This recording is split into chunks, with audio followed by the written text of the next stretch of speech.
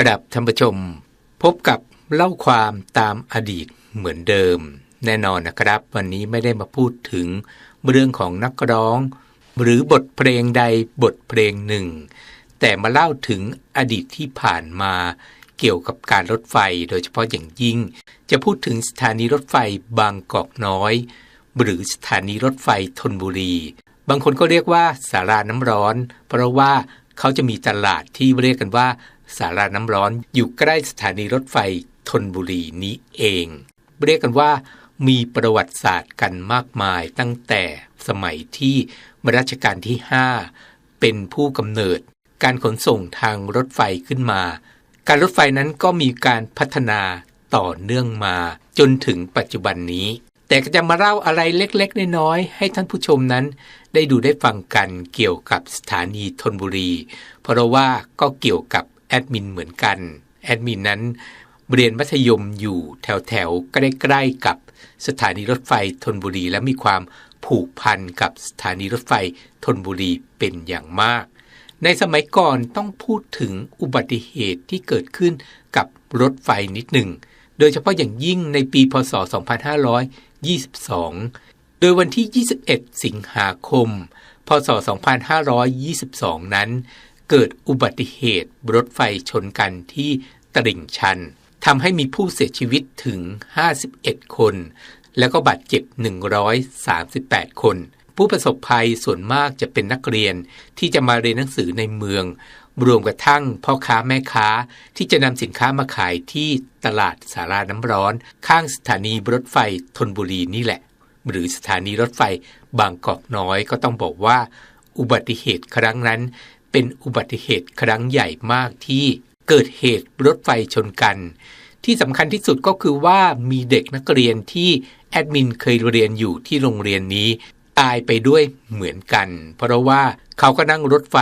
มาเรียนหนังสือที่โรงเรียนที่แอดมินอยู่เหมือนกันสาเหตุที่เกิดอุบัติเหตุครั้งนี้เนี่ยก็เกิดจากขบวนรถจากราชบุรีจะวิ่งเข้าสถานีรถไฟธนบุรีโดยที่สมัยก่อนก็ทราบกันอยู่ว่าผู้โดยสารนั้นจะใช้การโดยสารรถไฟอย่างหนาแน่นแล้วก็มีผู้โดยสารนั้นเต็มขบวนแล้วก็เดินทางมาถึงบริเวณแยกของสถานีรถไฟชุมทางตลิ่งชันในสมัยนั้นแต่ก็จะมีอีกขบวนหนึ่งซึ่งรถขบวนสินค้าที่มาจากบางซื่อไปประดังเบซาวิ่งผ่านสัญญาณเข้ามาและผู้ที่ให้สัญญาณนั้นให้รถไฟโดยสารนั้นเข้าสู่สถานีก็เลยทำให้รถสินค้าที่ยังวิ่งอยู่และก็รถโดยสารนั้นที่วิ่งเข้ามาก็เลยทำให้รถไฟนั้นชนกันเลยเกิดอุบัติเหตุใหญ่ก็ต้องบอกกับท่านผู้ชมว่าสมัยก่อนนั้นรถส่วนใหญ่ก็จะเข้าที่สถานีรถไฟบางกอกน้อยหรือธนบุรีโดยที่จะแยกกันตรงที่ชุมทางตลิ่งชันบางส่วนก็จะเข้าไปที่สถานีหัวลำโพงเพราะฉะนั้นต้องบอกว่า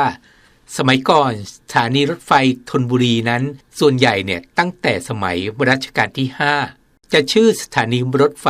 บางกอกน้อยแล้วชาวบ้านก็จะเรียกติดปากกันเป็นแบบนั้นบริเวณพื้นที่เป็นที่อยู่ของชาวมุสลิมซึ่งอพยพมาจากกรุงศรีอยุธยาเมื่อในสมัยนั้นรัชกาลที่5ดำริให้มีการสร้างสถานีรถไฟสายใต้ก็มีการเวียนคืนที่ดินบริเวณนี้โดยรัชกาลที่5โปรดพระราชทานที่ดินให้ชุมชนมุสลิมนี้ย้ายไปอยู่อีกฝั่งคลองสร้างมัสยิดแห่งใหม่ชื่ออันซอริซุนนะห์หรือมัสยิดหลวงที่พระราชทานให้อีกด้วยนี่คือที่มาที่ไปของสถานีรถไฟธนบุรีหรือบางกอกน้อยในสมัยนั้นในสมัยรัชกาลที่5นั้นได้สร้างทางรถไฟสายแรกไปอยุธยาแล้วก็ไปนครราชสีมาต่อมาก็สร้างทางสายเหนือเพิ่มขึ้นต่อมาประเทศไทยในสมัยก่อนนั้นประสบปัญหาการเข้ามาแทรกแซงทางการเมืองของประเทศอังกฤษในพื้นที่แหลมมารายูจึงจำเป็นต้องสร้างเส้นทางรถไฟจากทางรถไฟสถานีธนบุรีไปเพชรบุรีไปทางหัวเมืองทางภาคใต้เพื่อกระชับความสัมพันธไมตรีกับดินแดนหัวเมืองทางใต้เส้นทางนี้ก็เริ่มก่อสร้างในปีพ.ศ. 2439แล้วก็เดินรถครั้งแรกเมื่อวันที่1เมษายนพ.ศ. 2446 โดยมีรัชกาลที่ 5 ไปเปิดสถานีธนบุรีเมื่อวันที่ 19 มิถุนายน พ.ศ. 2446 โดยการเดินรถจากสถานีธนบุรีไปสิ้นสุดแค่เพชรบุรีแต่ว่าทางอังกฤษนั้นก็พยายามที่จะต่อต้านและต้องการให้สร้างรถไฟไปภาคใต้เพื่อเชื่อมกับทางรถไฟทางมาลายูในขณะนั้นและที่สำคัญอีกอย่างหนึ่งสถานีรถไฟธนบุรีนั้นมีประวัติศาสตร์ในช่วงสงครามโลกครั้งที่ 2ที่ญี่ปุ่นเป็นฝ่ายอักษะได้บุกพลขึ้นหลายแห่งในประเทศไทยเพื่อบีบไทยให้กองทัพญี่ปุ่นเดินทัพผ่านไทยไปโจมตีพม่าแล้วก็อินเดียบริเวณสถานีรถไฟบางกอกน้อยเดิมนั้นเลยกลายเป็นจุดยุทธศาสตร์สำคัญในการส่งเสบียงแล้วก็ยุทธปัจจัยขึ้นรถไฟไปยังสะพานข้ามแม่น้ำแควเพื่อสร้างทางรถไฟต่อไปยังพม่านี่ก็เป็นประวัติศาสตร์อย่างหนึ่งเชื่อว่าท่านผู้ชมนั้นคงทราบกันอยู่แต่ว่าในสมัยนั้นผู้คนที่อาศัยอยู่ครองบางกอกน้อยจึงได้รับผลกระทบจากสงครามในครั้งนั้นเป็นอย่างมากโดยเฉพาะอย่างยิ่งสถานีรถไฟบางกอกน้อยหรือธนบุรีนั้นได้ถูกโจมตีทิ้งระเบิดอย่างหนักและก็ถูกทำลายลงโดยฝ่ายสัมพันธมิตรนี่เป็นเหตุการณ์หนึ่งต้องบอกว่าเหตุการณ์นี้ในสงครามที่สถานีรถไฟบางกอกน้อยหรือธนบุรีโดนโจมตีก็เลยเป็นสิ่งหนึ่งที่ต้องบอกว่าผู้แต่งนิยายที่สำคัญเชื่อว่าหลายคนรู้จักก็คือทมยันตีได้แต่งนิยายเรื่องคู่กรรมเอาไว้โดยมีพระเอกชื่อโกโบริซึ่งเป็นทหารหนุ่มชาวญี่ปุ่นทำงานประจำอู่ต่อเรือแถวบางกอกน้อยแล้วก็ถูกแรงระเบิดมานอนอยู่ในกองไม้แล้วก็มีหญิงไทยที่โกโบรินั้นรักอยู่คืออังสุมารินได้เข้าไปหาโกโบริแต่ว่าไปเจอตอนอยู่ในสภาพที่บาดเจ็บสาหัสก่อนที่จะสิ้นใจนี่ก็เป็นสิ่งหนึ่งที่มาที่ไปโดยใช้เรื่องราวในประวัติศาสตร์ของสถานีรถไฟบางกอกน้อยหรือธนบุรีในการแต่งนิยายเรื่องคู่กรรมขึ้นมาเพราะฉะนั้นก็ต้องบอกว่าสถานีรถไฟบางกอกน้อยหรือธนบุรีนั้นมีประวัติศาสตร์อันยาวนานที่เรียกกันว่าเป็นความทรงจำอย่างหนึ่งที่หลายคนนั้นเคยใช้สถานีนี้ในการที่จะเดินทางไปภาคใต้เดินทางไปที่ต่างๆรวมกระทั่งเดินทางไปเที่ยวเพราะว่ามีรถไฟนำเที่ยวอีกด้วยนั่งรถไฟไปทางภาคใต้ซึ่งเมื่อก่อนนั้นต้องบอกว่าถือว่าเป็นเส้นทางสำคัญอย่างหนึ่งโดยรูปแบบสถานีที่เห็นเด่นชัดอย่างหนึ่งก็คือว่าสถานีนั้นจะมีสัญลักษณ์รูปหอนาฬิกาซึ่งจะเป็นสัญลักษณ์ที่ทุกคนนั้นเห็นแล้วจะรู้เลยว่าเป็นสถานีรถไฟบางกอกน้อยหรือธนบุรีเรียกกันว่าเป็นสัญลักษณ์อย่างชัดเจน